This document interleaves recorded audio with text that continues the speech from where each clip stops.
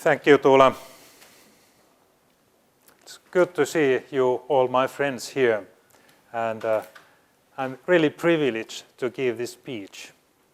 My topic is, as Tuula just said, is executive compensation, theories, applications, and consequences. August 13th this year, the Cabinet Committee of Economic Policy announced, disclosed, published new guidelines for the state-owned companies how to construct executive compensation. This 11-page long document excited me a lot. When I got it, I read it with passion. State-owned company, the most important owner in Finland, this is the state. And when they tell how we should compensate executives, they must be wise ideas. While I was reading it, after the last page, I noticed that something was missing. I was wondering what was missing there. And then I've identified, let's use in the word find command. And I put there strategia, strategy, 0 hits. Kilpailuetu, competitive advantage, 0 hits. And after that I understood that based on my understanding of executive compensation, which are supposed to provide competitive advantage to the company and provide help in strategic implementation, we are talking fully different kind of things than I was expecting. Are these people in the unit which created that document a little bit stupid, I was thinking? Are they really serious that we are not talking about those most important things in the compensation? And I noticed that no, they are not wrong. I think that this is more fundamental question.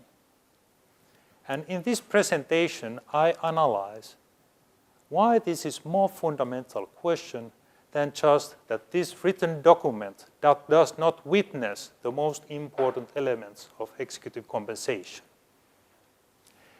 This perspective is fully new to the current discussion, which is conducted in practice, in public, and I think that now it's time to move to a different stage, different level in this discussion. In order to illustrate what's going on, I use executive stock options as my examples. Episode 1, current practices, positive story. Theory. Agency theory is the most dominant theory based on which we explain and understand executive compensation.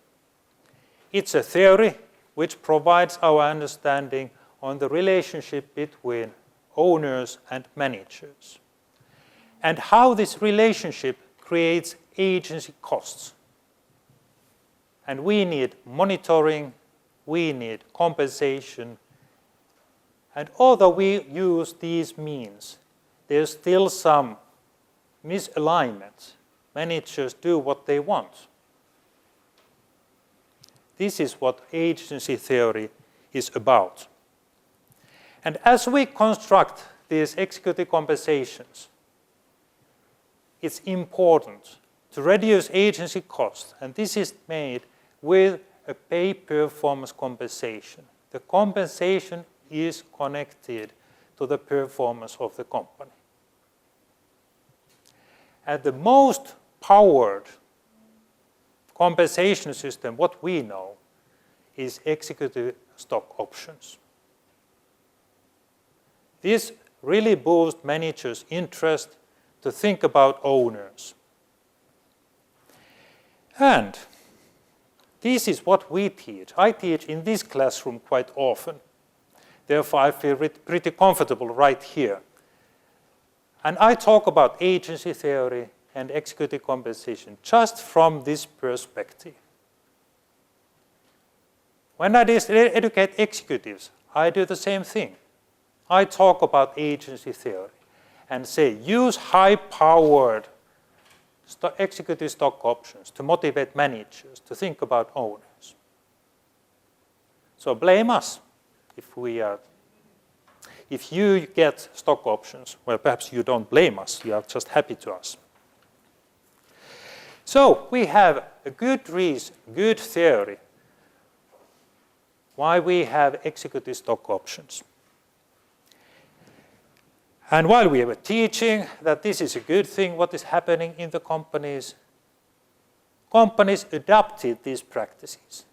Consultancy industry used these executive stock options and sell them to the board of directors, to the executives, and in this way we adopted, based on agency theory, good compensation practices which consider owners as executives are working. In Finland, we adopted these mostly US-based ideas in late 90s. And it became very popular in listed companies to use this executive compensation rather extensively. So, based on this, we think that the board of directors were doing a good job while they issued these stock options. But when we take a look at consequences of these stock options, it's interesting to see what has happened. In the first round, while I was still working in Turku School of Economics and Business Administration, I was closely following Raision Yhtymä, agricultural product producer, and they had these stock options rather recently introduced, and these managers became very rich. But in the public press, they were praised that they boost the company. The same was the case also with Nokia, when they got their first stock options. But what happened in the next round was a little bit different. And that happened after the burst of new economic bubble. We noticed that, in fact, these executive stock options didn't bring continuous long-term wealth to the society. Instead, they just brought wealth to the managers. We were asking who really pays those executive stock options? And why do we have them? Because they don't bring wealth to the society. So we start to think about a little bit differently compared to what we used to do. So public opinion turned against executive stock options. There was a dramatic change in early 2000. We noticed that they didn't solve agency problems of the company. Instead, they became agency problem itself. Greedy managers got excessively paid. That was the typical headline in the press. Also, there were other kind of consequences. In financial reporting of publicly listed companies, they were forced to expense these executive stock options starting from 2005. And in the state-owned companies, executive stock options were rather recently banned. They were not allowed anymore to be used. So the consequences were dramatic, but the intention was good. So we had unintended consequences of this whole system. So the question is, what went wrong when the board of directors do not even think about, they do not even think about that they should issue stock options to their executives? I think this is interesting. Episode 2, provocation. This is my favorite part. Let's move back from these consequences to the applications. If we assume that this simple agency theory, which was just briefly described at the beginning, is really true, we can identify that how the executive stock options were implemented in Finland wasn't very well governed, well managed. We adopted them quite simply. Copy-paste method was used when we adopted them. We copied them from the US system and pasted them to the Finnish system. For example, we introduced at-the-money stock options, not because they are good, but because they were used in the States. And they were used there because they were not, if they are issued at the money, at the same level as the share price at the very moment, then you don't have to expense in the financial report. In Finland, we didn't have at that time similar requirements, but for some reason, we adopted the same condition. And we know, academicians, that this does not make sense. We should issue in-the-money options always. Second interesting thing is that when we issued these stock options in Finland, they were rather extensive. We adopted this idea also from the States. But in the States, we have different kind of institutions. In the States, when manager get their pension, company and closely to the company, pension fund is responsible for their pensions. And if the company goes to the bankruptcy, the manager loses his or her pension. So the managers had a debt position which encouraged managers to be risk averse. And therefore we needed, in the States, executive stock options to increase their risk appetite. In Finland, we have different kind of pension system. There's a separate pension funds which take care of managers' pensions. And there were no debt position of the managers in the company.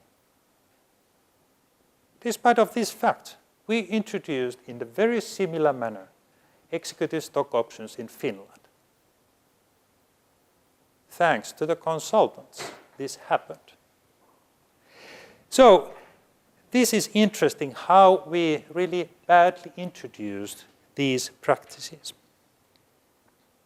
And there were no wonder why we had public outcry against these stock options. Let's move another step backwards. What went wrong with the agency theory?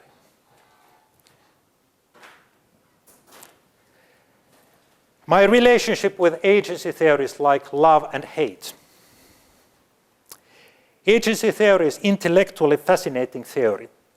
It fits to the positive world of the researchers, construct rigorous reality, create hypotheses and predictions which are possible to test.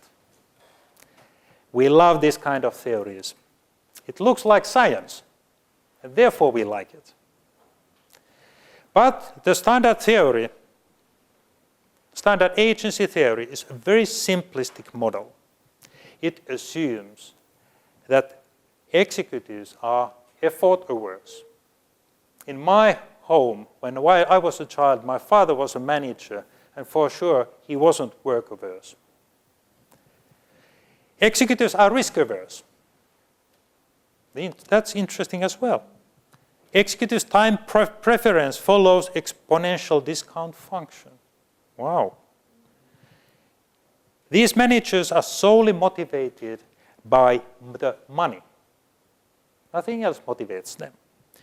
And they effort and motivation increase monotonically with additional reward. The more you get, the higher is your effort in your work. In addition, this standard agency theory is only one round theory. So you have first your choices, your contract, and then there's one round and there's an outcome.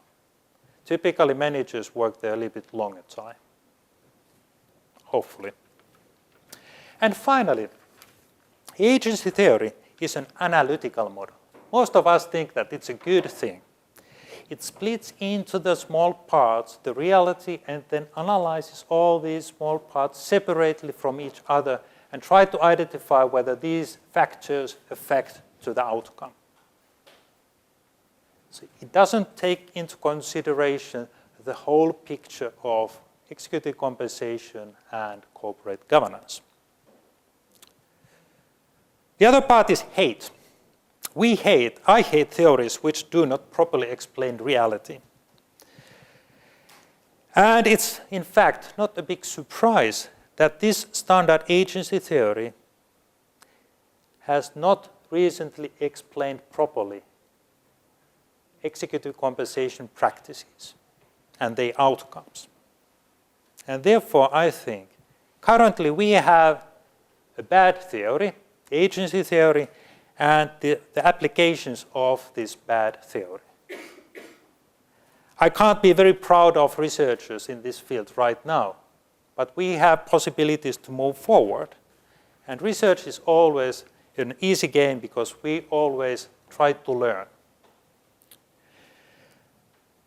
Episode 3, avenues to move forward. We need to make theory advancements. We have to redefine executives.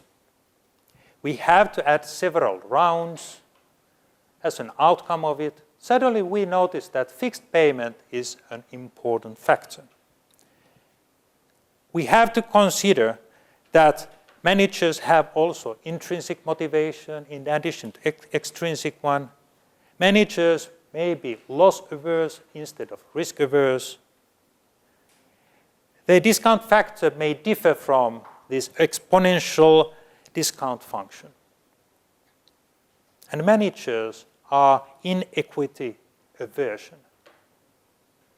They want to benchmark themselves to their peers, and for this reason, we have just recently introduced, myself and the consultancy company Suomen Palkitsemiskeskus, a brand new benchmark to improve these inequity aversion effects of managers. So this is one task what I have already conducted. In addition, we have to think about owners and the company.